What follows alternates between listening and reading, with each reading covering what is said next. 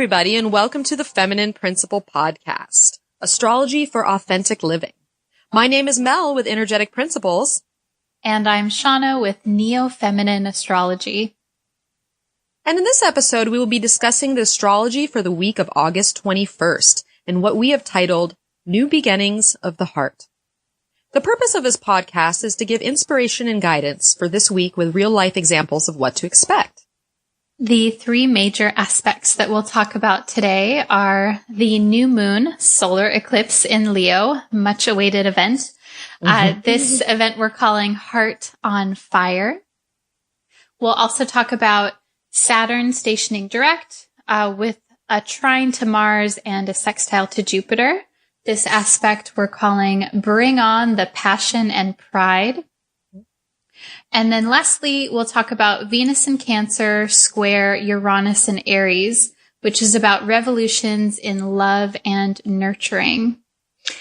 So as always, please remember that some of these aspects will influence you more than others based on what's literally happening in your life right now and your personal birth chart. So, as I like to say, if it's not in your birth chart, it's not going to happen. So notice what resonates with you most. Notice what's a potential in your life, and always use your intuition and logic to decide what's best for you. Yes, because you know you best. So yeah, let's kick off this week's episode with a quick rundown of the moon's path through the zodiac and some other minor aspects for all you astro geeks out there. So we're going to begin the week with that dynamic new moon and solar eclipse in the late degrees of Leo, which of course we're going to talk about in much more depth in a few moments. But then our lunar lady is going to carry on her waxing cycle as she moves into earthy Virgo shortly after the eclipse on Monday, Tuesday morning for some, if you're on the other side of the world. Midweek, she's going to enter the balancing sign of Libra before closing out the week by moving into passionate Scorpio on Saturday. Also of note, we have the sun who's going to enter Virgo on Tuesday, August 22nd at 3:21 p.m. Pacific time, which is 10:21 p.m. Universal time, and Wednesday, August 23rd at 8:21 a.m. Aussie Eastern time. We'll also talk more about this move into Virgo when we enter our new moon solar eclipse segment. We also got our gal Venus, who's going to move from Cancer to Leo on Friday, August 25th at 9:30 p.m. Pacific time, which is Saturday, August 26th, 4:30 a.m. Universal time, and 2:30 p.m. Aussie Eastern time, which we'll talk more about that in the Venus square Uranus segment.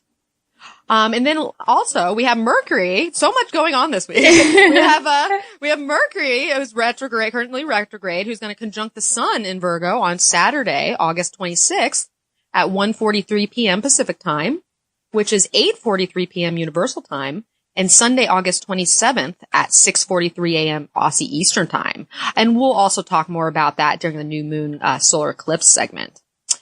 So yeah, Shawna. Good Lord.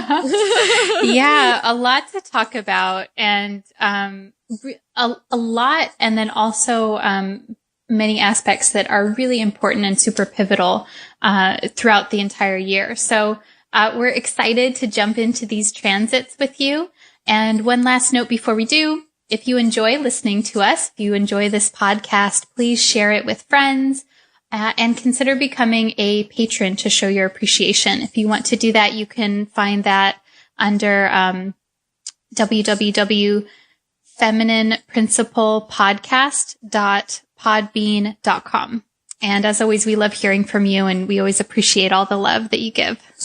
Yes, we'd love to hear from you. So we greatly appreciate any contribution you can make.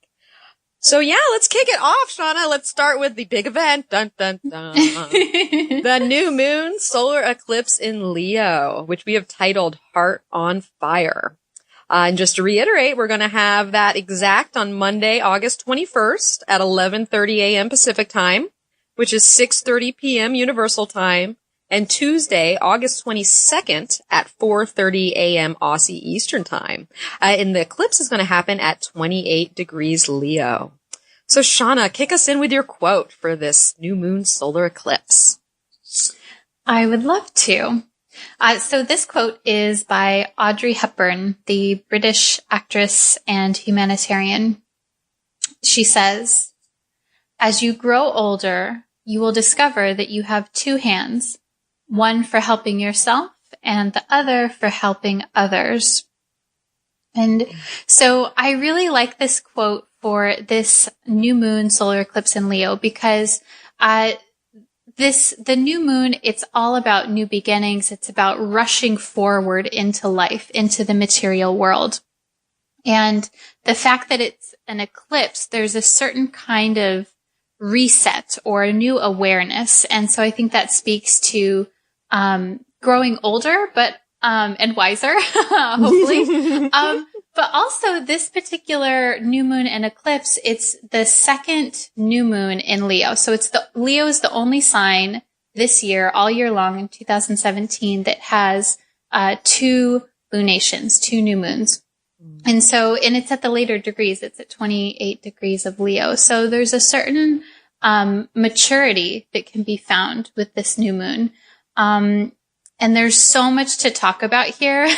But just the fact that there's so much heat and fire and forward movement into the world from a place of the highest form of Leo, which is about generosity. It's about giving of yourself to help others. And I think this quote so beautifully portrays that's really what we're here for. We're here to help others, and we're here to share what it is that we have to give for the benefit of others. Absolutely. And, the benefit of our own joy by sharing, like that's facilitating that joy within ourselves by being able to share our passions with others. So yeah, this is going to be, I can't wait to see what happens. Like you said, Shawna, this is the second new moon, and it's not every year that we have two new moons, in one sign. Sometimes it could be, the blue moon where we could get two full moons. So this is not a thing that happens every day. And, this is the universe definitely setting us up for, some great change in our life. And just to paint an astrological picture here, let us, remind you that our solar eclipse is going to be loosely conjunct Mars, who's going to be at 20 degrees, Leo. And we're just coming off of that, trine to Uranus and Aries, which we talked about in the previous episode, if you would like to go check that out. And then also that, Mars trining Saturn, and Venus squaring Uranus, which we're going to talk both of those aspects later in the program, are at play. So there is a lot of juice behind this solar eclipse to really get us kicking where we need to be, starting fresh in life. And doing that in a very innovative way.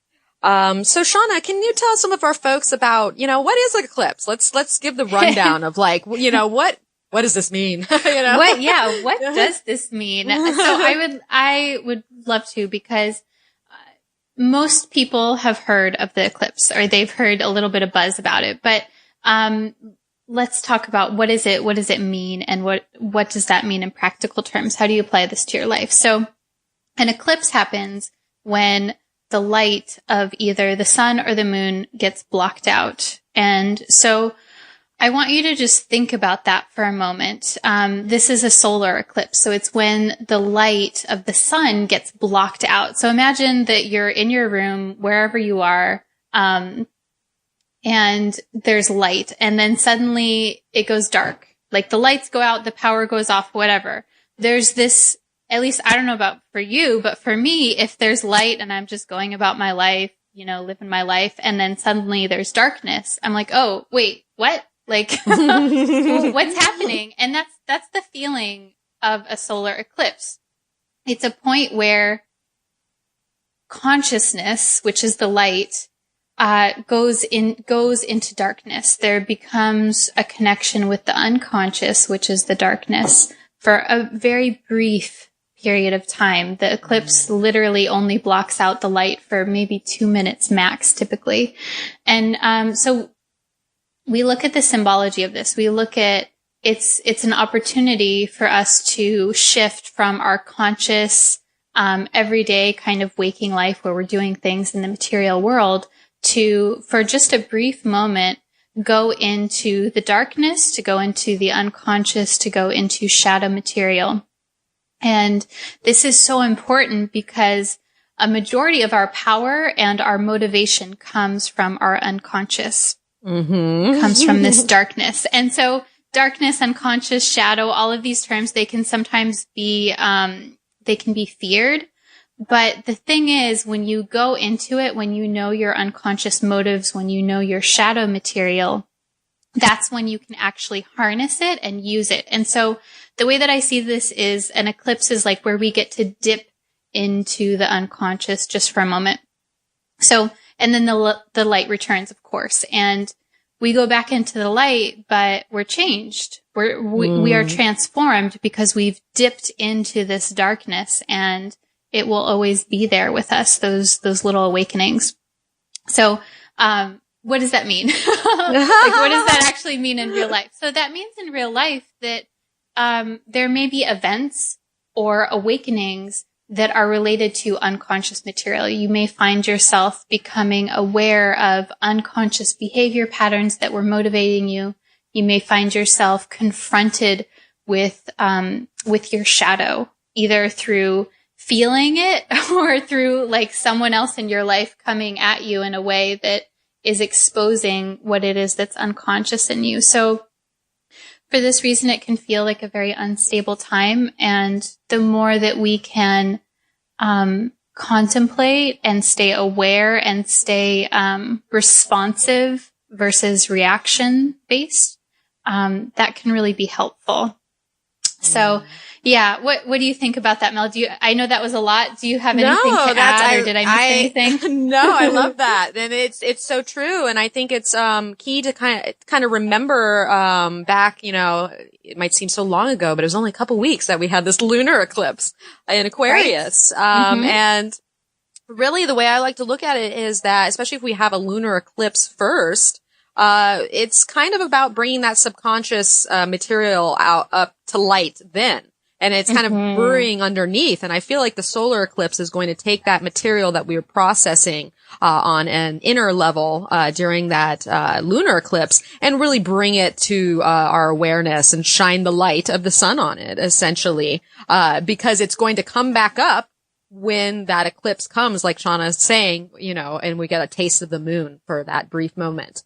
And now I think what we have been maybe struggling with or wrapping our minds around in the last couple weeks since that last eclipse, we're really going to gain a lot of light around and be able to move forward into these new beginnings based on the awareness that's happening during this new moon and the days following it, and even the months, because the eclipses can be immediate in a lot of respects, or there can be an immediate aspect of it. But essentially it plays out over a longer period of time, usually about 6 to 8 months, to really start to see the changes, happening. Yeah. So, it's interesting to note if, you're some tech geeks out there, like what makes an eclipse, why is this an eclipse? And it's because eclipses, happen when we have either a new moon lunation or a full moon on, near the nodes. And as if you've listened to previous podcasts, you know that, Shawna and I have been talking about the nodes being in the Leo Aquarius axis. And so now, we are here getting eclipsed. And so what makes an eclipse is that, okay, so basically for an eclipse to occur, the full or the new moon has to be within at least 18 degrees, 31 minutes, and it might occur. That's not a guarantee. We know it will occur if it's plus or minus about 15 degrees. Then we know it's going to happen. And then that's what you consider a partial eclipse, which means you kind of see it, you kind of don't. Depending on where you are.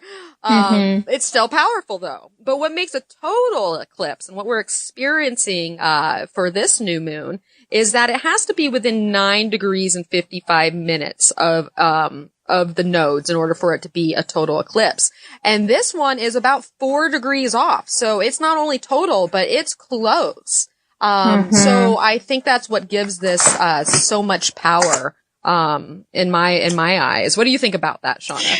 Yeah. So, I am really curious to see how everyone feels on Monday on the actual solar eclipse, because what's curious is the solar eclipse on the 21st is, like you're saying, Mel, it's a total eclipse. It's within 4 degrees of the nodes, which makes it, have a stronger influence.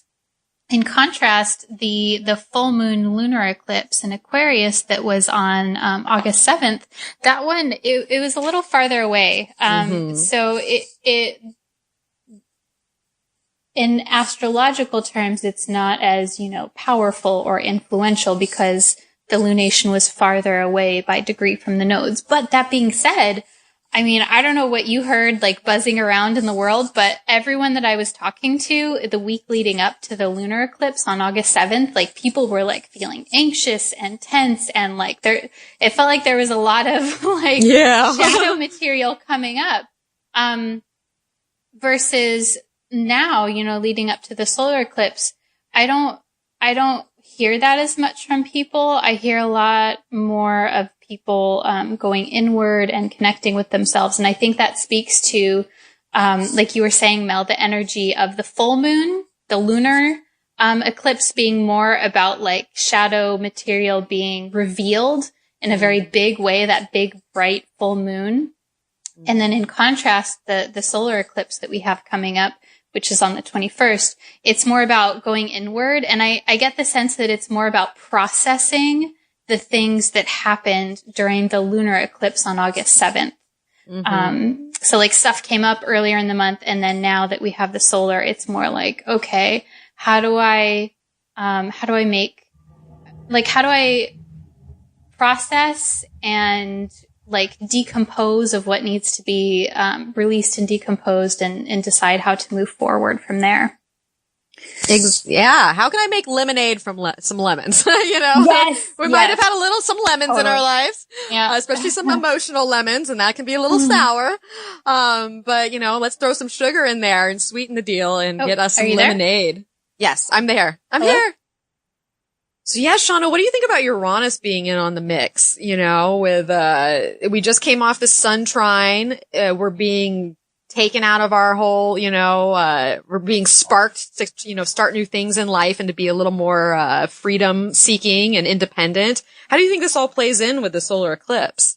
Yeah. So I think it's really interesting because Uranus brings it's in a supportive way. And so it brings like new life and invigoration is the way that I'm seeing it. So it's really curious to me that Uranus is at the exact degree, but the sun made the trine just barely like a day before this new moon and solar eclipse. So, I see this as a liberation, as a reinvention, as,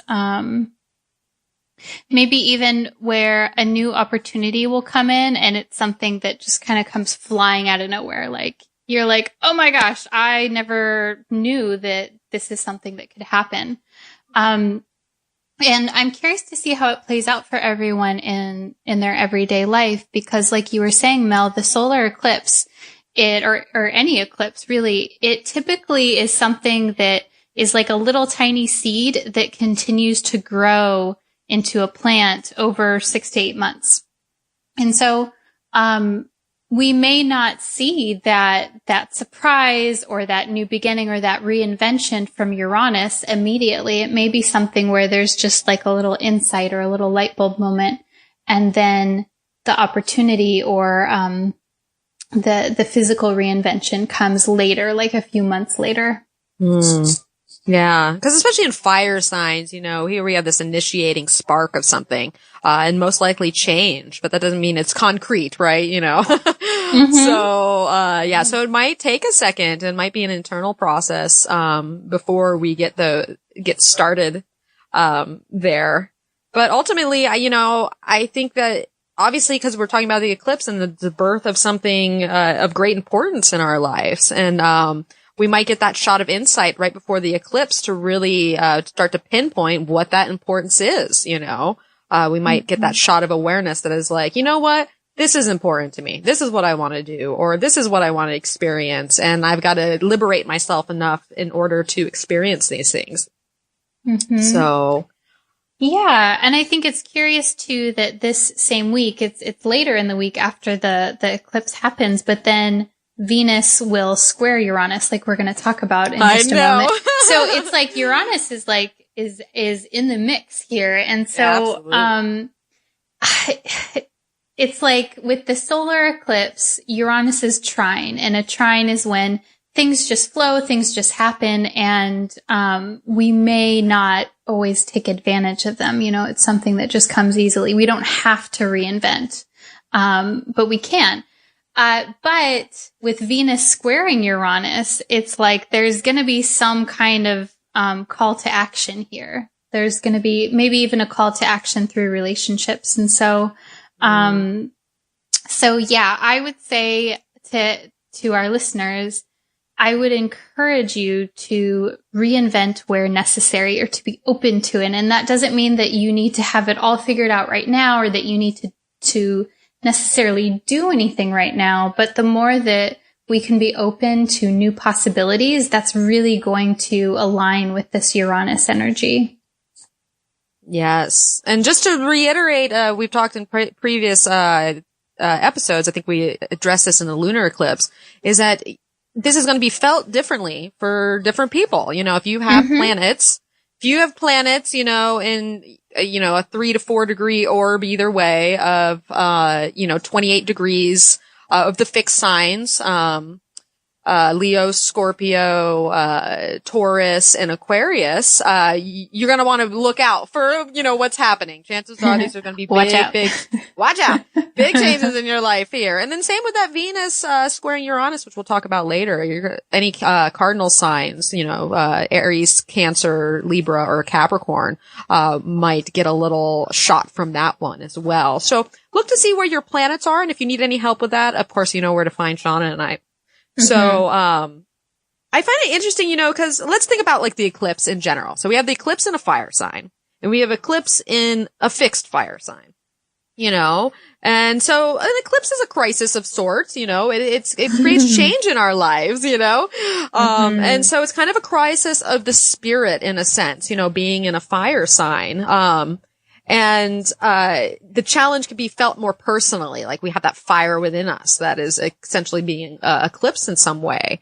But I find it interesting that it's in a fixed sign because, you know, like fixed is about kind of maintaining and living with something and like carrying it through and, you know, maintaining the status quo. So there could be this crisis involved spiritually where we can't necessarily change everything. We almost have to reinvent ourselves within the framework of what is, at least right now, just because of the fixed nature of it. Or at least kind of what I was thinking. What do you think about that, Shawna? How these, modes and elements figure in? Yeah. I think that's a good point because the fact of it being fixed is, maybe it's not a shift into entirely new territory. Maybe it's a shift within, like you say, Mel, the current framework of what it is. And in practical terms, that might look like if this eclipse is activating things in your career. Maybe it doesn't mean like getting a new job or changing careers. Maybe it means reinventing the way that you do things. Or maybe it means in very stereotypical Leo fashion, maybe it means that you find a way to be truly appreciated for your work. Or maybe you do work that really spotlights your talents. Maybe you find a way to shine and to have an audience to shine for, etc. So, yeah, I think that's important to consider that it's not like everything's going to be thrown out. I think it would be different if it were a cardinal sign or even a mutable sign. But with fixed, yeah, it's like there is passion, which is the Leo that's being brought to the current situation, whatever it is. And I think that each person only knows where that is appropriate for them. And like you said, Mel, you can look at the planets, you can look at which house this eclipse is activating in your personal birth chart. But more important than that, it's like, where is, what in our lives is like due for some type of upgrade or reset, or like, where is something a little bit unstable? And not unstable in a bad way, but like, where are you trying to like figure out something? Is it a work thing? Is it a family thing? Is it a partnership? Is it your residence? Like whatever it is, I find that the eclipse, it will apply itself to whatever is in need of reinvention or shift or new awareness in some way. I totally agree with that, Shawna. I think that's a dead on point there. And let's keep in mind, the sun isn't its dignity to here. The sun and Leo are buds. And, so this is a strong eclipse. It's going to be the first solar eclipse that we have during this, these Leo nodes. So this is the entryway, in a sense, to a lot of this Leo action, that the North Node is going to be bringing over the next, probably year now that we've been traveling a little long. We've been traveling a little while now here, but, this is actually the first solar eclipse. And I find it interesting because I always like to kind of go back and think, look at Witeki's step system. And for him, 28 degrees Leo, would be roughly, this is my interpretation of it, but, it would be my feelings decide to manifest my heart's joy. And so basically, the feelings come together to make a decision. We do have the moon involved. And that decision in turn manifests something. And because it's in Leo, obviously we are centered around what brings us joy and self-expression and what allows us to really shine in the world, and light up our hearts. Put our hearts on fire as the title of this segment. So, I think that's very poignant in a way. Yeah. And, I'm really reminded of the polarity of Leo when you say that too, Mel, because the polarity, the opposite is Aquarius, which is where, we have the South Node and where we had our full moon lunar eclipse earlier in the month. And Aquarius typically feels a responsibility to the community. It's more about the collective than about the self. And Leo, in contrast, is about the individual. It's about serving the community from a place of expressing from the heart. And so it's kind of fun. We get to shake off this responsibility, this sense of duty to saving the world. Save ourselves. Yeah, exactly. That's the Aquarian way, is to think about, what am I doing for the community? What am I doing to make the world a better place? And with Leo, I mean, it sounds selfish, but the world, what's that quote that the world doesn't need more people who are living in a certain way, that the world needs more people who are living from a place of passion, who are living their hearts on fire, so to speak. And because here we have Virgo coming up along the road, so we're gonna scooch on in. The sun's gonna make that eclipse, and all of a sudden we're in Virgo territory. And I feel like, because Virgo is of service, obviously, and they have that kind of do good nature. They want to help others, but at the same time, they can help on a personal level. And be of service in a practical way, to more immediate concerns. So I think that taking this, eclipse and running into Virgo can really help us, be of service to ourselves in a way and what we personally desire, and take the time, to sacrifice certain things to get in line with what it is we're passionate about.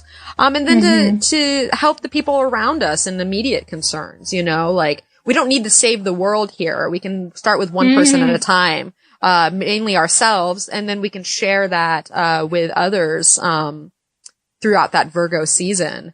But how do you think we're rocketing into Virgo, immediately after this eclipse. So how do you think that kind of plays into, how, because those first couple days are so, active, are all the way up to first quarter. So we start with this Leo juice, but then we're pushing forward with this Virgo energy. So how do you think that plays out? Shawna? Yeah. So I think there's a lot of things happening just by the nature of the eclipse happening at the very late degrees, 28 degrees of Leo. The sun will move into Virgo, like you said, pretty much immediately after. I think it's the next day. Yeah. Quick. It moves into Virgo. And so the Virgo, like you said, Mel, has this element of wanting to be of service, wanting to help, And Virgo, despite what you might read in popular horoscopes and things like that, Virgo can be very personable. Virgo is like, it's more about the individual. It's like that bridge before Libra, before we go to the other. And on top of this, Mercury is still retrograde in Virgo. Mercury will retrograde back through Leo, and it'll actually station, correct me if I'm wrong, Mel, but I think it actually stations direct at the eclipse point of 28 degrees. On the eclipse point. What, like WTF, like that's bananas. Yeah. The universe is up to something, people. Take note. Yeah. So I think there is a definite Virgo type theme. The fact that the sun moves into Virgo immediately after the eclipse, and Mercury, which is the planet that's ruled by Virgo, will move back to that eclipse point. So there's this tie of energy here between Leo and Virgo, between resetting, which is the eclipse, and thought processes, and communication, which is Mercury. And so I like this because it feels to me as though it allows for us to intellectually process things that are going on inside of our hearts, inside of our energy. The intellectual processing is the Mercury part.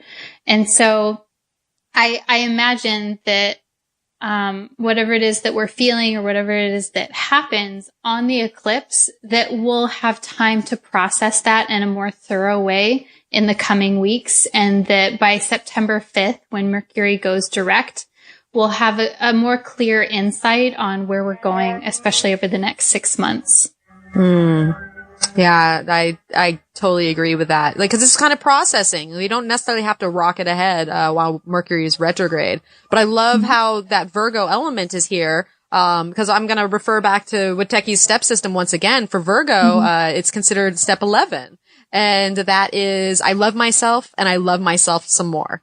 And it's interesting because, you know, like you just said, Shawna, it is the last step before we get to this partner-oriented sign of Libra. So there's still this element of personal self-expression there. And because Virgos are almost super Leos in a sense, because they have the ability, and especially during this retrograde cycle, and where we can all take the moment to discern what is right for us, and what it is that we love and what it is we're passionate about, and discern what that is and be able to say no to what that isn't. And I think we are getting clear in our minds right now of where we stand, and where we're willing to put in the hard work, you know, because Virgo's going to bring up, it's going to allow us to get to work basically while the sun's in Virgo, and then when Mercury's back there. So we're going to be able to, you know, get that going. But first our mind has to get on board, with what is best for us. And that's kind of the interesting polarity with Virgo, because, you know, it is of service to other people. But there also is just this nature of, totally staying true to oneself and becoming, you know, that step 11 is becoming what it is that you love. I love this and I love this some more. And so because of that, I am going to become that. And I think that's how this Mercury retrograde really ties in, because we get these, handful of weeks where we can really process what it is that's meaningful to us.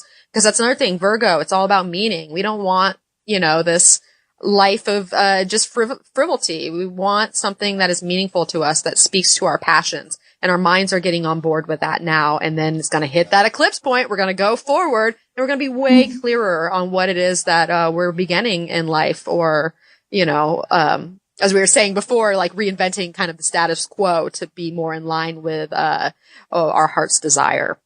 So. Yeah, I love that. I do feel like the combination of Leo and Virgo is total self-love territory. It's really beautiful.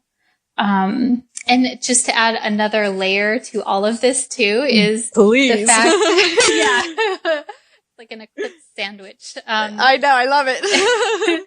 So the other really, really interesting and important aspect that's happening here with this eclipse is that Mercury is at 20 degrees of Leo. So it's behind the eclipse point. So this is important because, or not Mercury, Mars. Mars. I meant Mars. Hey, we're in Mercury retrograde. It's cool. Yeah. So Mars is an important planet to watch whenever we're talking about eclipses, because Mars is said to be an activator of the eclipse energy. You think of it as like this warrior that's coming in to charge, to say like, yes, like now we will activate all of that potential. And so this is really important, because if Mars were ahead of the eclipse point, let's say if Mars were in Virgo or something like that, it wouldn't activate the eclipse. But here it's going to activate it like right away. And this is interesting because Mars comes to the activation point of the eclipse to 28 degrees of Leo on September 3rd. And so this is like just a few days before Mercury stations direct at that same point. So it's like we have Mercury and Mars like activating this point in the first week of September. And so that feels like we're going to be feeling things, and then there might be some like insight or initiation or spark of action that first week of September. Yeah, because Mars is going to hit that trine with Uranus too during that point. So that's a great point, Shawna, and we should all set our watches to take a look around September, I'd say 2nd through 6th, to see what comes up in our lives. And because I think that's going to be very telling to what this eclipse is either bringing us or has brought us or will bring us in that moment. So look out for that date, because I think it's very significant. But yeah, so we've eclipsed for a long time here. So let's talk about these tarot cards before we eclipse this whole episode away. But yes, this is a very active week, as you'll see as we carry on with what is going on. But as far as the solar eclipse tarot, I thought I was going to get major arcana cards, all over the place with such an active week, but I didn't get one this week, and I find that very interesting. But I'd like to share that I think because of that, there is an element of having our destiny in our own hands. And that's very important to remember, when we have big moments like this, to where, the universe, you have power within it. So just remember that, as all these big things happen, that you're a strong and powerful person that has the will to go after what it is that you want, despite anything that comes to you. So just remember that. But that being said, the tarot cards that I pulled for the solar eclipse was the Two of Pentacles as the focus and the Son of Swords as the grounding. And I have to say it's probably right on point, because these are both cards of change, and what I would like to kind of paint as an advocate for change. Because that Son of Swords can go out there, and the Son of Swords can get a little, can go out a little too fast and express things a little too hastily. But at the same time, there's that passion there, that intellectual passion, that powerful passion that wants us to be an advocate for something. And that Two of Pentacles is really about, twos are about choosing and decisions and saying yes to something, and valuing something. And I think we are actually valuing a tangible, goal, physical, material goal that we want to go for in life. And chances are, we have this inspiration before Virgo season, and then we're in Virgo season, and we have, that reality dose in a sense where we're brought back down to earth. And I think this can actually be a time when we're going to have a lot of new situations in our lives where, you might have a new job, you might move somewhere, it might be a change in your financial, there's just changes on the horizon is essentially what this card is speaking to me. And we just have to stay in a place of balance and harmony, within the state of change. So Shawna, how do you look at these cards combination together? Yeah, so the Two of Pentacles is interesting. It reminds me of the element of paradox, and how with this eclipse we're balancing these two parts of ourselves. We're balancing the light side, the conscious side, and the dark side, which is the unconscious, or we could also say like the mind and the intuition. And it feels really important to find a healthy balance between those two, and to not make either one good or bad or more important than the other. I think that the eclipse reminds us of that we do need to live in both worlds. Mm-hmm. And then the Son of Swords, the Page of Swords. The Knight. Sorry. Or the Knight. Yeah, the Knight. I know. The Knight. The Knight. That it reminds me that this is a time to move forward. This is a time to not get lost in that indecision and that balancing, that we can move forward and that we can hold each, the light and the dark, or the light and the shadow. We can hold both possibilities within us as we move forward. Yeah, because every single night, despite what, element it is in, is a harbinger of change. Essentially, Mm-hmm. it's active change. And I think strategy is really the key to approaching this change, getting that intellect on board and, looking at this, the best way we can in a logical fashion, so that we don't look before, find ourselves, so we can look before we leap in a sense. Yes. Because the Son of Swords really also can get, on the shadow side of things, can be a little resistant or avoidant. And this is not the time to resist or avoid change. It's the time to embrace it. So if you find yourself, in the midst of, cause the Two of Pentacles is kind of like a juggling act. Like, it's like, so what's going on? I got this, I got that, you might be juggling your public versus your personal life, or spiritual versus mundane. You just have this juggling act going on. And so you have to remain flexible. But within that, you can't avoid doing the juggling. You're going to have to step in, and make this work for you, and to be an advocate for your own change in a sense.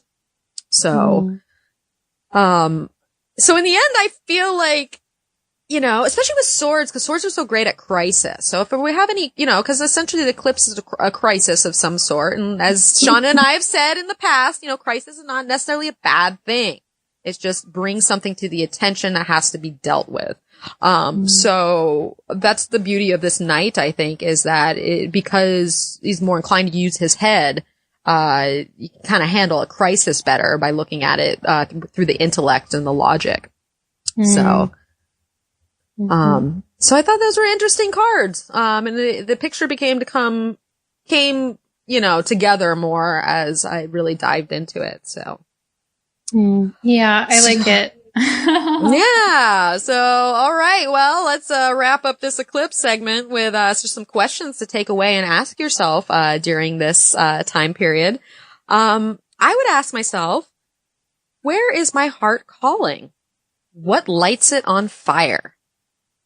I would ask, with all the change surrounding me, how can I initiate and embrace this time of new beginnings? And lastly, I would ask, what aspects of myself need a platform of expression? What joy do I have to share with the world? So, Love those. a little food for thought as we carry on to some Saturn action. But this time it's not bad. No, so we're gonna have, this is a 3-part aspect, so hold your hats as I give you all the details for, sit down, get that pen if you want to know the specifics. But, so basically we're going to talk about Saturn, who's going to be stationing direct in Sagittarius, and Mars in Leo is going to trine Saturn, and then also Jupiter is going to form a sextile to Saturn as well. So here's the deets. We have, first we're going to have, Mars in Leo squaring Saturn, Sagittarius. It's going to happen Tuesday, August 22nd, 6:20 a.m. Pacific time, 1:20 p.m. Universal time, and Wednesday, August 23rd, 11:20 a.m. Aussie Eastern time. And that's going to happen at 21 degrees Leo and Sag. Then we're going to have Saturn, who's going to station direct, who's been retrograde for some time now. And he's going to station on Friday, August 25th at 5:09 a.m. Pacific time, 12:09 p.m. Universal time, and 10:09 p.m. Aussie Eastern time. And that's going to happen at 21 degrees Sag. And then lastly, we have Jupiter sextiling Saturn on Sunday, August 27th at 5:16 a.m. Pacific time, 12:16 p.m. Universal time, and 10:16 p.m. Aussie Eastern time. And that happens at 21 degrees Libra and Sag. So it's all happening at 21 degrees, which I love. With Witeki, his whole thing is 21, and maybe because he's born on 21, he's always 21 is when it starts to get fun. So I like to look at this as, you know, finally kind of getting out of the woods here. So Shawna, kick us in with your quote for all these Saturn transits. Yeah. So this quote is by Barbra Streisand, the American singer and songwriter. She says, "Art does not exist only to entertain, but also to challenge one to think, to provoke, even to disturb, in a constant search for truth." And I really liked this because of the Mars element. Because this combination of aspects, it's happening with fire and air, which fire is about passion, and then air is about connection. It's about connecting and communicating with people. It's a social energy. And so I'm kind of feeling like that might be what's going on here, because Mars is a very forward-moving energy. It's about action. It's about engagement. It's in Leo. It's passionate. And then Saturn is the earth element. Saturn is the material world. You could say it represents the responsibility to the material world, but also the beauty that can come when we concentrate our passions and we're really paying attention and we're really focused on something. And I think that the energy that Mars brings to this, and then the awareness and the purpose that Jupiter brings in, can help us really create something that's beautiful, that might provoke, that might disturb. But then, you know, there's this constant searching, and with Saturn being involved, like Mel said, it's not bad. You know, Saturn can actually really concrete things, and it can bring a strong and solid foundation. It can also bring rewards when you've been working on something for a long period of time. Mm-hmm. Yes, it's because it's a stabilizing kind of aspect. Like I like to look at Saturn as like, you know, pouring some concrete and really cementing something down. And that's where endurance and discipline are involved. And I think the fact that we have Mars trining Saturn in some fire signs, that really this is about us tapping into our own self-discipline and asserting ourselves towards our personal goals and what we're passionate and inspired by. And, you know, especially with Mars there, because you know, Sean and I were talking about traditional astrology earlier when we were just talking with each other before we got on the horn with you guys. And what I love about traditional astrology and that Mars element is that Mars is able to cut away something that is not working in a sense. It's a gentle cut. Not really gentle, actually. But here we have this trine. So I kind of like to look at it as like, you know, this is where we can actively cut out certain things that are necessary to build and strengthen what it is we're trying to do, because, you know, Saturn restricts. It puts boundaries around things and limits. And that's not always a bad thing. And especially in this case scenario, I think it's a fabulous thing, because without those restrictions and without us cutting away certain things that need to fall from our lives, keep in mind, we're now in Virgo season, we can really strengthen and build what it is that we're going after and what our inspiration has kind of sparked us to do. So yeah.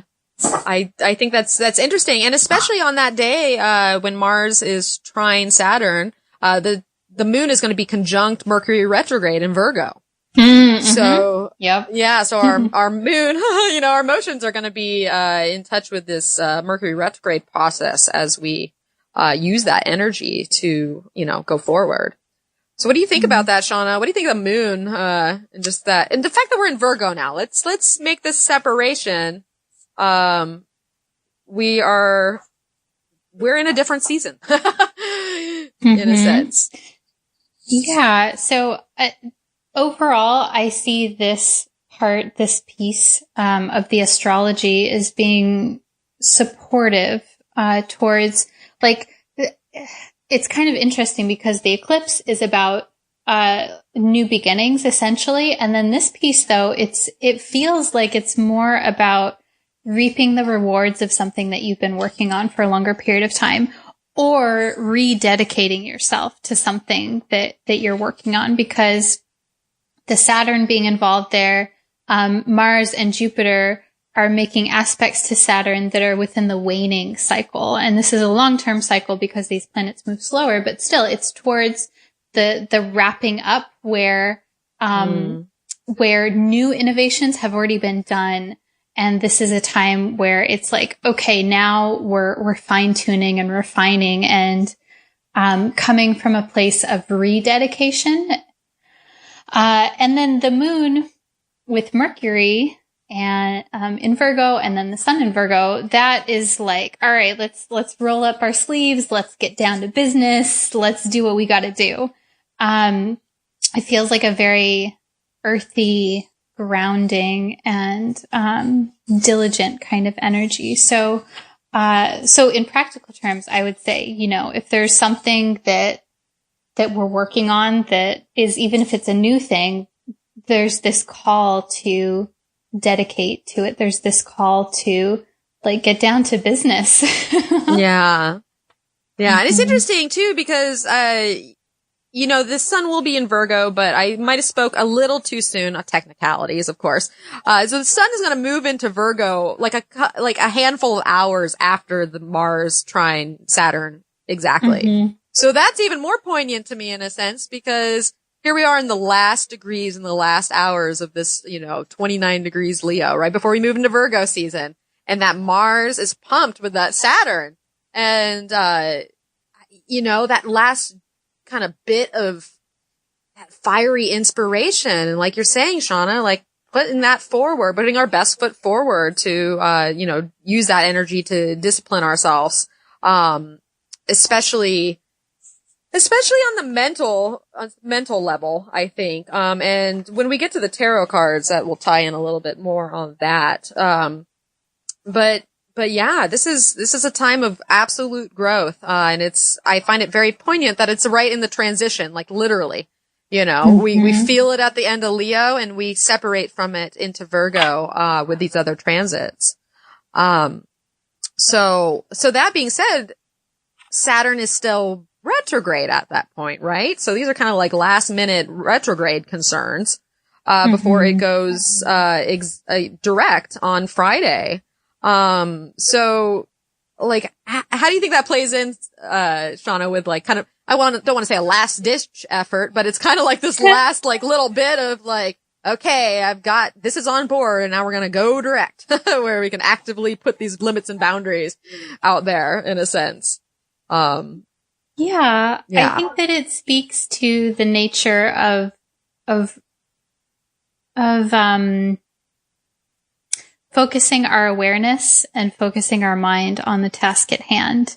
And that doesn't mean having all the answers and having it all figured out, but it definitely feels a time where there is like a curiosity about what to do, what next steps are, and there's like this draw to figure things out.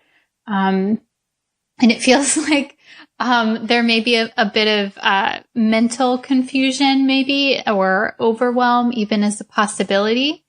And I think the best way to handle that proactively is to make sure that we're doing our self-care practices. We're doing practices to get into the physical body, whether that's exercise or eating right or whatever it is. This whole entire month, self-care is super essential. But I think even this point in time where we have this Mercury retrograde period, it's important to slow down. And that's where the insights slow it down. Come. Slow down. Well, yeah, especially since we have Saturn slowing down itself, and Saturn is all about kind of slowing down. let's slow down here for a minute. With all this eclipse action, let's just take a minute because, essentially Saturn is about, a handful of things. It governs time. It governs structure. It governs limits around something.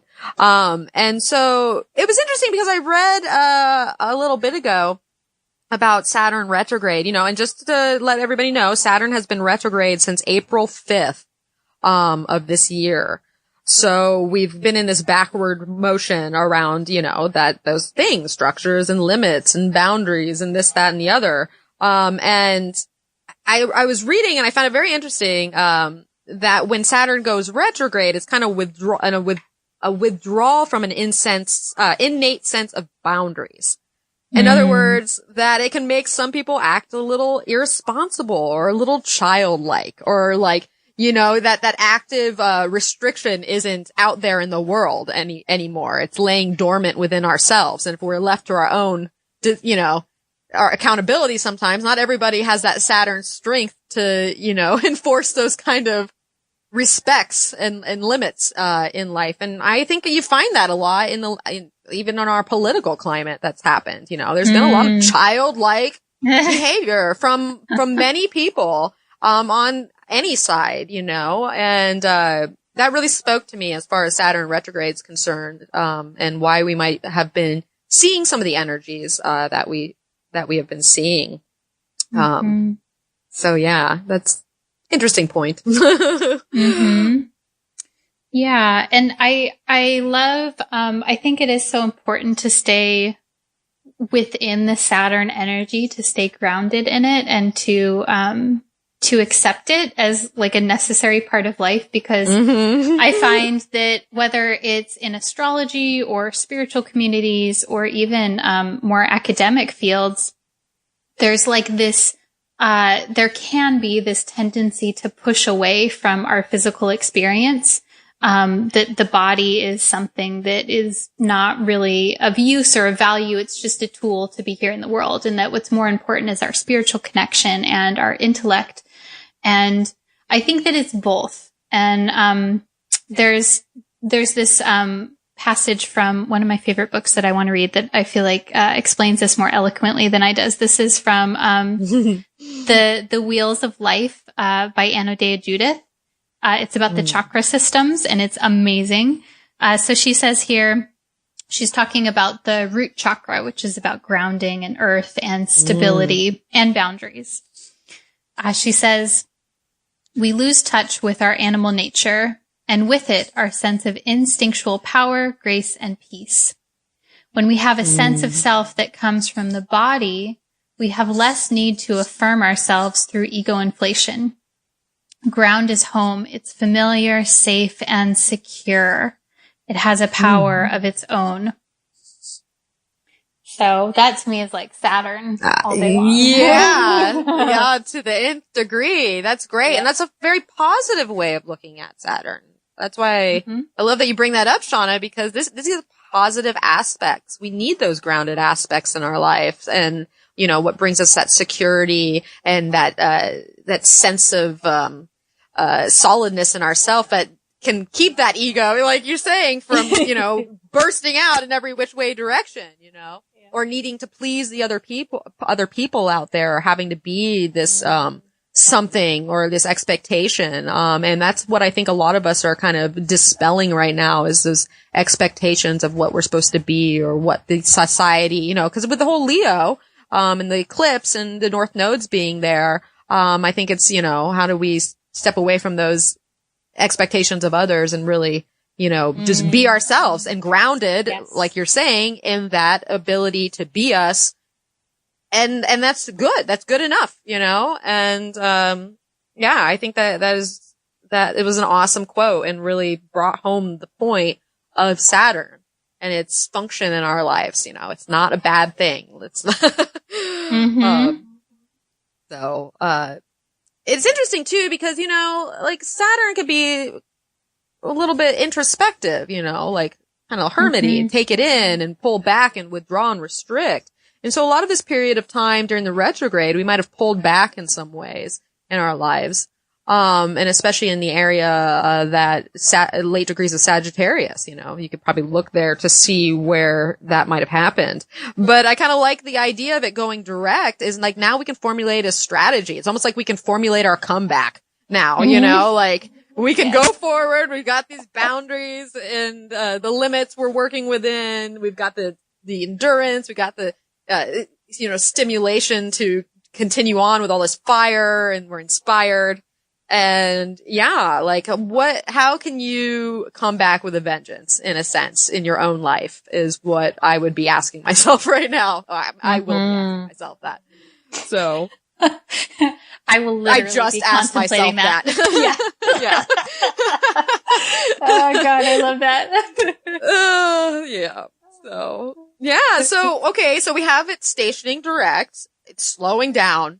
When something slows down and it moves forward, like it's important right now. It's beams are very strong. And so here now it moves forward and we have Jupiter who's cruising on up for the sextile from Libra, and like what I kind of think of is like being able to blend our enthusiasm with our self-control, now that we have these two things kind of together. Like we can grow in our lives, with those two faculties that don't normally, I wouldn't say they're apples and oranges, but it's not always paired together, those two things. But when they are, that's when great things can happen. So Shawna, how do you see this Jupiter coming into play, on Sunday? Yeah. So, what's curious is I was reading a book recently, I purchased a book before I went to Costa Rica's Astrology and Meditation, and I'll find the author's name in a minute. It's blipping in my mind. But one of the main things that he talked about was how Jupiter and Saturn, the cycle of Jupiter and Saturn, are related to growth and to spiritual growth being brought out into the material world. And, this is really interesting because Saturn is, as we said, it's the material world, it's diligence, it's the practical stuff in our life, the things that we can see and touch. And Jupiter is our sense of faith, it's our sense of optimism. It's also our moral capacity in the world as well. And so when these two come together, it's really exciting because we can bring what's on the inside, our spirit and our morals and our initiation to do great things, which is Jupiter, and we can make that real with Saturn. So I see that, especially because this is towards the end of the cycle. Yes. It's something where we can really bring the fruits of our labors shit that we've been working on and trying to process, things like that, that can be brought out into the world in where either we're bringing something or to where things in our life just like work. And we're like, yes, I have mastered this part of my life. And this feels really important because Saturn is also moving direct, so it's moving outward as well. And because Saturn is towards the later stages of Sagittarius. So to me, this feels like a mastery kind of element. It feels like we're mastering what it is that we've been working on for the past year or so. Yeah. And do we have a date on when Jupiter made the conjunction with Saturn? I neglected that in my prep, I would be interested to know. You talk no pressure, some more, and I'm gonna look it up right now. All that being said, bringing Jupiter in the mix, like you're saying, especially in Libra, we have our actions are seeking justice right now. And you can see that everywhere in the world with all the issues that are coming up. No one is a stranger to what is going on in America right now. No matter where you are in the world, you're probably hearing about that. And I think this is a perfect aspect of where, we actively can go forward seeking justice in certain areas that need to have more equality, and be looked at, in a different way. And putting limits on what it is that people can express, here we have the Sagittarius, the Sagittarius Saturn where everybody's out there, that's kind of why I love this retrograde cycle and the idea of it being, you know, a little childlike and acting in an irresponsible manner. Because here we have Saturn in Sagittarius, who can shout off any belief from the rooftop, you know, regardless of whether or not that is something that one person, you know, a mature person should believe. So I think that all these conditions might have got us to where the situation that we're in right now, in this moment. Obviously there's a way bigger picture behind it. But I think these are the types of aspects that are really driving home that sense of justice that we need and we seek in the world. Because, you know, we're talking about, planets that are, of a transpersonal, interest more so than this. It happens personally inside us, but it also happens, it really happens on a cultural and more, societal level. So I just wanted to kind of throw that in there, to make a little sense of some of the things that are happening right now in our world.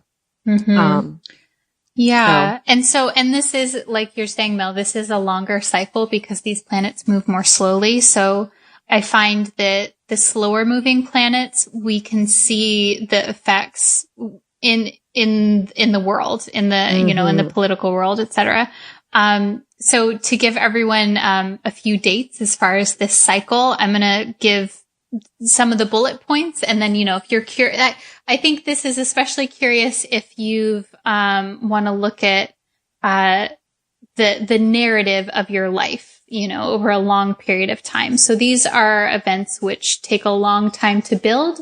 So it's not going to be something as minor as, like, you know, getting a new job or moving. Yeah. It will be more dramatic. It'll be more like maybe you shifted careers or maybe you had an awakening.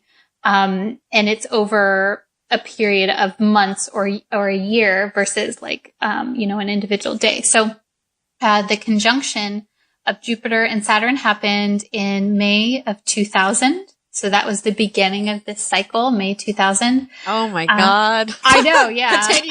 Continue. I have that's huge for me. Continue. So yeah. And then, so because of the retrograde pattern, the squares and oppositions happen a few times. So I'll just give you the first square happened, let's see. So the first quarter square happened December 2005 in Scorpio. The first opposition happened in May 2010 in Pisces. Interesting. Okay. And oh yeah, and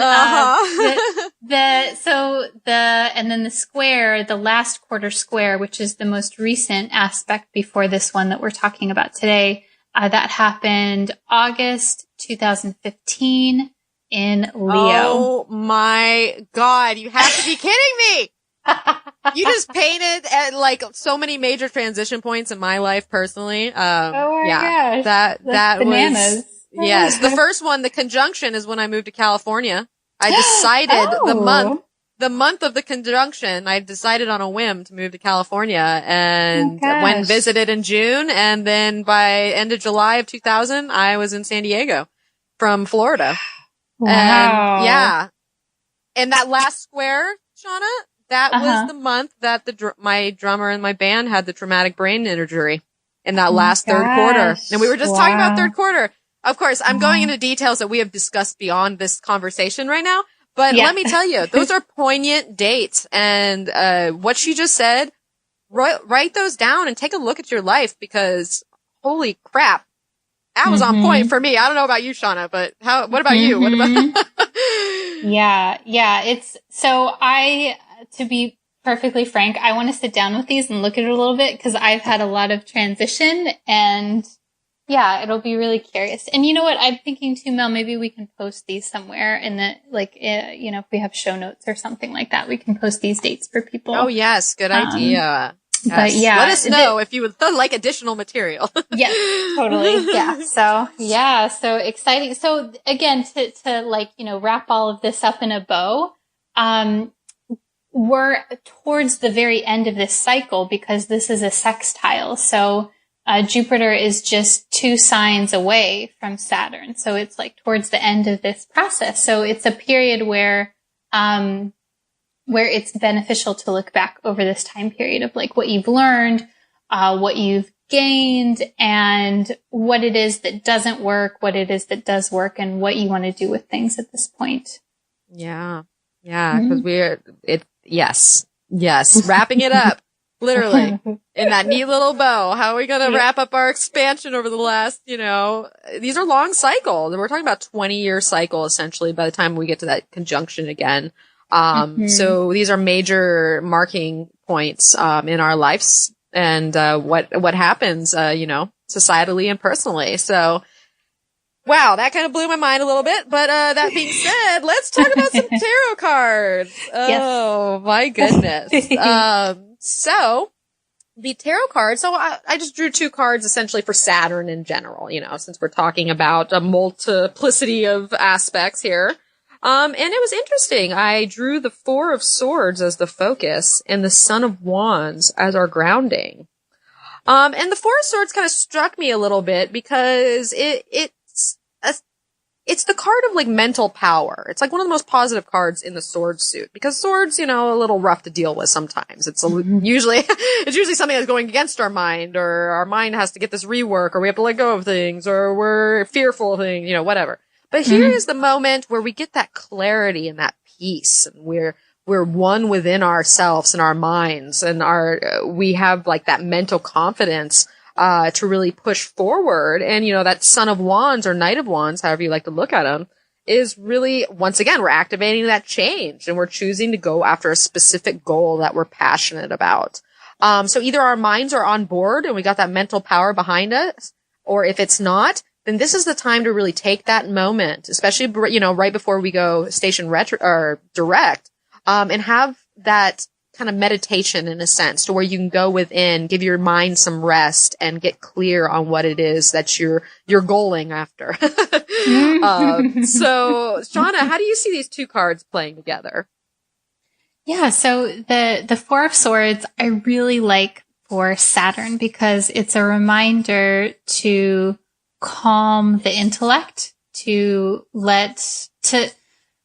come from a place of receptivity and from a response kind of action versus from like a hasty place. It's a reminder to me that yes, we need to do things, which is the Son of Wands. There's that passion and that fire, but to do it from a calculated place, from a place of contemplation, from a place of, maybe even like from a place of stillness in a weird way. And that seems to suit Saturn very well because Saturn is calm and still, but it's still moving.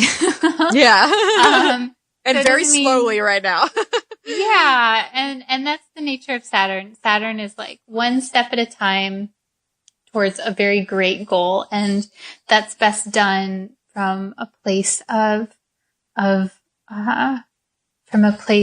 solid, strong conviction in what it is that you're doing. Yeah. I think that is absolutely right. This is a time where we're essentially getting clear on our passions, and meditating on where our ambitions lie. Cause let's keep in mind, we have Mercury retrograde. So a lot of this mind and this kind of swords quality is, speaking internally right now. So we're getting clear on where we're pushing forward, and clarity, and that the mental strength and structure around, what it is we're going for is so valuable, because if your mind's not on board and it's going this way and that, and you're trying to manifest things, you're going to manifest all over the place, and it's probably not going to be what you want. So getting that clear picture, and then retreating from any type of distraction or conflict in your life or something that gives you anxiety. Like, stay away from that and get into that solid, clear place, to where we can really use these Saturn aspects, to our advantage. So, I thought those were interesting cards, and they do play in pretty well to the picture. So yeah, that being said, a couple questions to take on your way with all these this Saturn action. I would ask myself, where is my passion directing me? What personal goals are calling to manifest? I would ask, is my mind clear on where I'm headed? Do I need a second to reflect before bursting forward? And then lastly, I would ask, how can I marry my enthusiasm with a healthy dose of self-control? So I'm going to remember that one myself, that last one. Fine line, people. So, okay. This is going to be a little longer of an episode, but like Shawna and I are saying, this is a hell of a week. So let's carry on to our last aspect here, and that is Venus squaring Uranus, which we have titled Revolutions in Love and Nurturing. And that's going to happen exact on Thursday, August 24th at 12 p.m. Pacific time, 7 p.m. Universal time, and Friday, August 25th, 5 a.m. Aussie Eastern time. And that's going to happen at 28 degrees Cancer and Aries. So Shawna, kick us in with your quote for Venus squaring Uranus. So this quote is by the French writer, activist, and feminist Simone de Beauvoir. And she says, I tore myself away from the safe comfort and certainties through my love for truth. And truth rewarded me. So I really like this for Venus in Cancer and Uranus in Aries, because Venus in Cancer is all about safety and comfort and nurturing. And then Uranus is like, oh my gosh, no, we need to go out and find new things and reinvent and go into new territory in a very bold way. So I like this because the square, the aspect of a square means that we cannot avoid confronting and reclaiming these two different energies inside of us. And so this aspect to me says that, yes, there may be a situation where we need to tear ourselves away from safe comfort towards going towards a higher level of truth. Yeah. Yes. And that is not always a comfortable thing to do. And especially since we are talking about those same, that same degree point, that is the eclipse is on, and that Mercury's retrograding back to this 28 degrees, the feelings coming to decide to manifest, So there's this repetitive theme. And especially with these end degrees, like we're wrapping up, certain areas, certain situations in our lives, that we have been tested with, especially during this Venus, in Cancer season. We've had, Venus has kind of been through the ringer on, a couple occasions. We just came off of that, Pluto opposition and the Jupiter square. And well, maybe that was it. I'm sure I'm missing something, but that was rough. That Venus opposed Saturn as well, and then squared Neptune. So yeah, Venus has been speaking to many of the outer planets very recently. And I love how you brought in, the idea of truth with that Simone de Beauvoir quote, because here we have that the moon was actually going to be in early degrees of Libra when the square happens, and here in Libra, it wants to know the truth of something, can see the truth of all sides, and I find that very, very interesting that that's brought in, since our lunar function is going to be in this, how do I balance it out? Early degrees too. We don't have it figured out yet. Harmonizing needs to happen and balancing needs to happen, but we're just getting started on that. And then we get hit with this Venus square Uranus. But really, like you're saying, Shawna, it's about, it's kind of about getting out of these old relationships and social comforts we might be in, because we're going to be feeling a little bit restless right now, and it's time to kind of break the mold of what we've been in so we can go on to find a greater security, which essentially Venus in Cancer is searching for, right? How can I feel as secure as possible? Which isn't always an easy thing to do. But, if you step into that truth and your innovative awareness of your own life, that's what's going to bring you the security, necessary, especially with the astrological climate we're in. So yeah, Shawna, I don't really know what to expect on like an outward, because this is the first square, right? We had the conjunction June 2nd at 27 degrees Aries. So this is kind of like the first challenge in this cycle that we're in. So what do you think? I mean, what can we see as outward manifestation here? Because it seems like it's going to be a little more out there than it is internal in a sense. Mm-hmm. Yeah. So, a few different things. I think the first piece of this is that, Venus and Uranus are ultimately about having a different take on relationships. Venus and Uranus, and I have this aspect, the Venus-Uranus square, in my birth chart natally. So, do tell. So I can give some real life examples of how I've seen it work in my life, and that is that Uranus is about freedom. It's about needing to have lots of space to be an individual, and sometimes that means physical space. And so for me, I've noticed having Venus square Uranus that my relationships, Venus, there needs to be a lot of freedom. And sometimes that is that I have a lot of, independence from my partner. I find that I'm not one of those people that has the Facebook profile picture where it's me and my partner. I don't think I've ever done that. I know, me neither. I'm very I like to have my own sense of individuality in partnership. And so, there may be situations that come up around that where there's this call to reassess how it is that we are ourselves while being in partnership. So that's one piece. Another piece is just having relationships that are like a little bit against the status quo or going against the grain, or being connected to people who are eclectic or different or unique in some way, or kind of like ahead of their time or progressive. And so, I'm curious to see how things happen, especially out in the world around transgender issues and things like that. And, anything that involves the gender discussion in general, because that feels important with Venus and Uranus involved. It's the way that we connect with each other,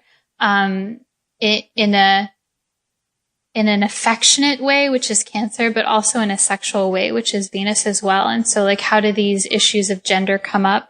And how is that being discussed in a way that's more open to new possibilities, which is Uranus? Yeah. I mean, on the positive side of things, we can see this as a turning point on that issue in some way. Or something might happen to where it's brought back into the light, and we really need to, work through these cross purposes that seem to be out there, for a lot of people relating to the issue at hand. So I think that's definitely an astute observation there. Cause, I like it too, because here we have Venus in Cancer, Cancer crab in the shell. And here we are being called to essentially break out of that in some way, shape, or form. So that we have more freedom and break free from, certain past ways of looking things. Cause also that Cancer energy kind of, tends to lead us down what was rather than what is or what will be. And, I think that this can be a test here, cause once again, we're in those late degrees. Venus is about to move into Leo. And this is kind of this is the last aspect in a sense before she is on to this fresh new territory. So I think that there could be a sense of us needing to, get out of those comfort zones and be a little more spontaneous in our own expression. Even though it might be jarring to kind of open that up and get out of our shell in some way, especially in partnership. Because sometimes if you feel like you need to rock the boat, you think the boat might tip over, right? And so a lot of times people say complacent, and especially in relationship issues, even if they're feeling restless or, not quite, that solidity isn't there. So this is kind of one of those rocking the boat aspects. And sometimes you have to go through knowing that you might tip over. That's absolutely something that could happen. But unless you rock that boat, you're going to be sailing in a direction that you might not be so crazy to go in.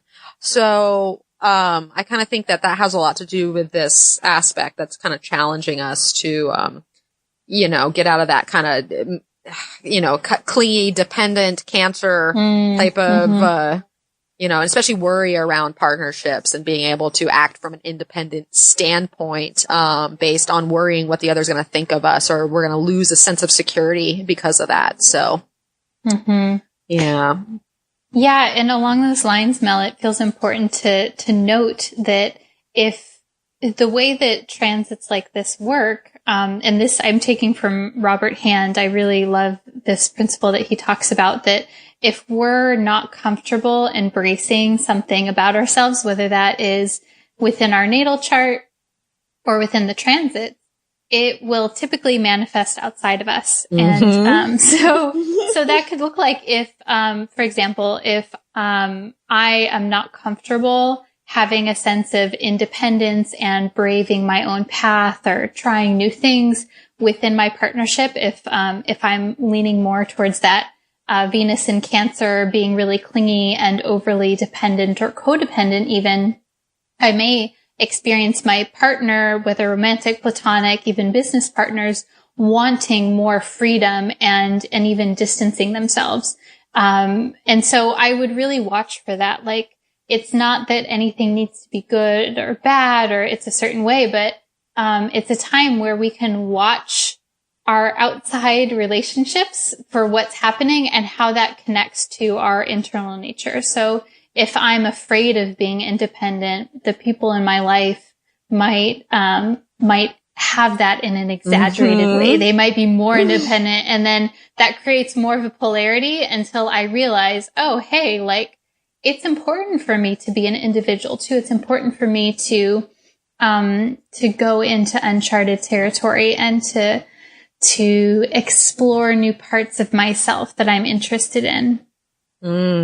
Yes, I think that is an excellent point. And it's very interesting too, because here we have Chiron in Pisces, late degrees it's going to be trining, Cancer, or Venus in Cancer. And that very fertile water signs, I think we are really priming ourselves to facilitate healing, and merging and bonding more with others based on our own individuality. So we might get that, like you're saying, Shawna, like that kind of, something outside of us is going to test us enough to make us question ourselves, in that challenge. And hopefully we can heal by this test in a sense. Because it's calling us to action, right? It's a turning point of sorts. So I see this as a potential to really heal, in the long run, based off the conflict that we might have between, Venus and Uranus, and that, merging versus, independence kind of themes. So, yeah. Yeah.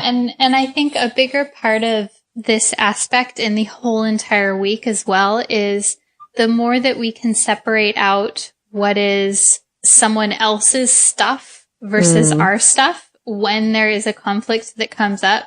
So if someone is coming at you in a certain way, is that about them or is it about you? And sometimes it's a little bit of both. But especially when you're intimate. Yeah. But in any way, whether it's an intimate connection or a friendship or an acquaintance or someone that you just don't even like, that you have to deal with no matter what it is. Typically there's there's a way to, when we can calm down and go inside, it's like, okay, is this person responding because of their stuff? Am I responding because of my stuff? And all of this is kind of like swirled into this really crazy tornado because of the aspects, but especially because of the eclipses, which are going to bring up the unconscious material in everyone. And so, the more that we can respond from a place of calm introspection, the easier it's going to be to navigate through these things. Yeah, I definitely agree. And if you want to look back cycle-wise as to maybe some pinpoint of when these issues might have started, or, a moment of interest, we had the Venus conjunction with Uranus on June 2nd, and that was at 27 degrees Aries. So if you can recall back to early June, any type of themes in your life, or, check a journal if you do that sort of thing. And you might see some patterns evolving here. And a lot of times if we see some patterns, it really helps us understand where we are.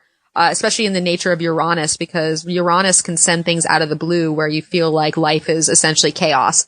But it's not. There is order here, even if it doesn't seem like there is. So that's one of the times where you kind of can look back and, get a little piece of the puzzle to help you navigate, the current challenges. But all in all, like, I think, especially that Chiron energy and the fact that the moon is in Libra, really trying to balance and find harmonious, ground, because Libra is about how can I find the most like equilibrium within partnership? How can I stay with partnership and allow it to grow? Because that's the thing, is it can be difficult to allow, in growth oriented partnerships, essentially work has to be done. And this square is where the work is done. It's saying, all right, you can't go any longer along these routes without addressing these issues. So let's address them. Let's heal them. Let's balance the situation out, and we can move forward, especially with all this strong energy. Because like you're saying, Shawna, this is mixed in with all the things we've been talking about during this episode. This is not just some like fly by night, totally different thing, coming in the mix. This is all intertwined together. So you have to kind of, merge these concepts, and think about them in your life as these challenges arise.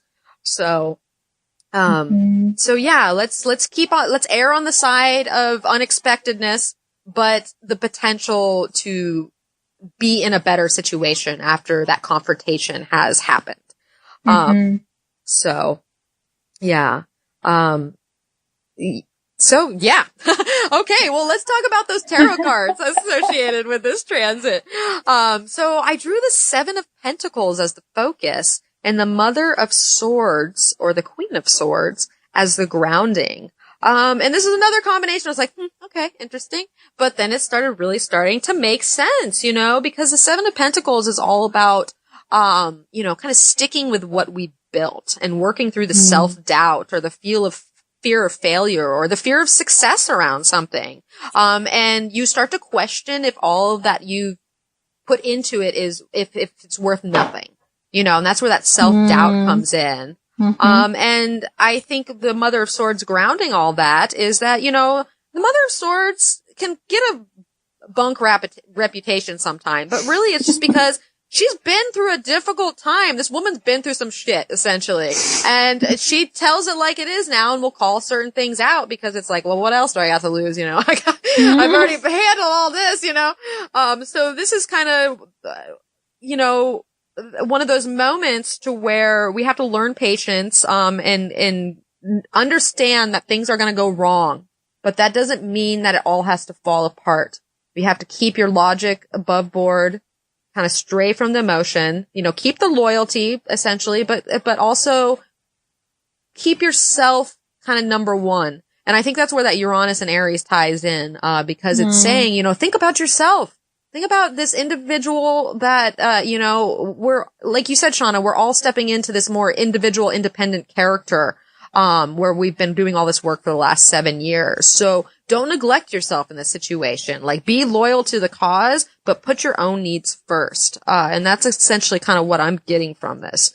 So how do you see these two cards playing together? Unlikely pair for this match. Yeah, it is an unlikely pair. And I really like the 7 of Pentacles with as a reminder to the fact that this is a first quarter square of this cycle.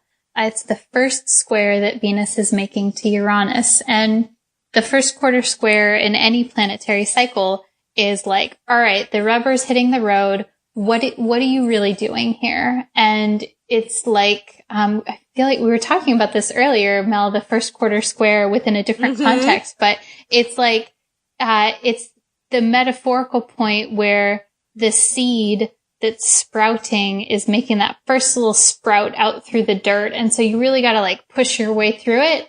And it's not a time to give up or to say, oh, I recede. Life is too hard. Like, it's not that time.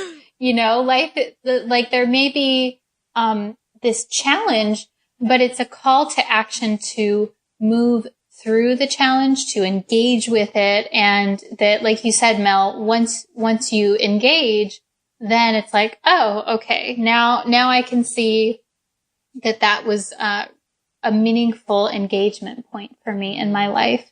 And so we are in the engagement point right now. And I think that's what this tarot card, the Seven of Pentacles, reminds us of. And the Mother of Wands is like, yeah, like, I'm gonna do what I want. I'm not gonna take any shit from anyone. And so it's a reminder to do that, to move forward, to engage, and to not really care as much, about about what people think or the heaviness of life. It's a time to put yourself first towards moving towards what it is that's really important to you. Yes, I definitely agree. Cause that queen, she also represents independence. And that's what we've been talking about this whole time, right, Shawna? With, that Uranus energy and how, we can ground ourselves in our own, independence, to be able to relate better to others and stick with it and know that it's not either or. Because chances are we're all kind of feeling a little impatient right now or feeling stuck in our lives in some way. Or procrastination might have ensued lately in some way, shape, or form. And these are all the things that Seven of Pentacles brings up for us. But we just got to get through it one logic foot at a time.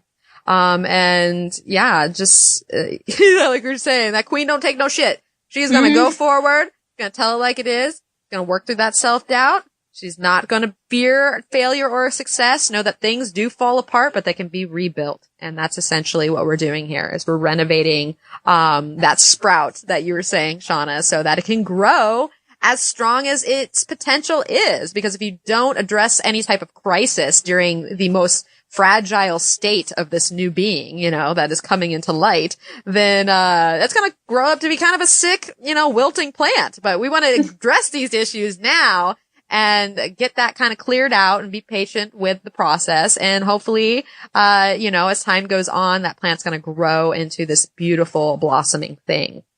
So, don't, look beyond the moment and keep your eye on that big picture, regardless of how you're feeling. And I think that's really how Saturn is playing into the mix here. Cause keep in mind, Saturn is a major element of this week. And Saturn does not give up. Saturn sometimes needs to give up. But in this element, no. We are sticking to it, we are grounding it, and we are going forward, with more stability in our lives, based on, the ability to, stand on our own in a sense.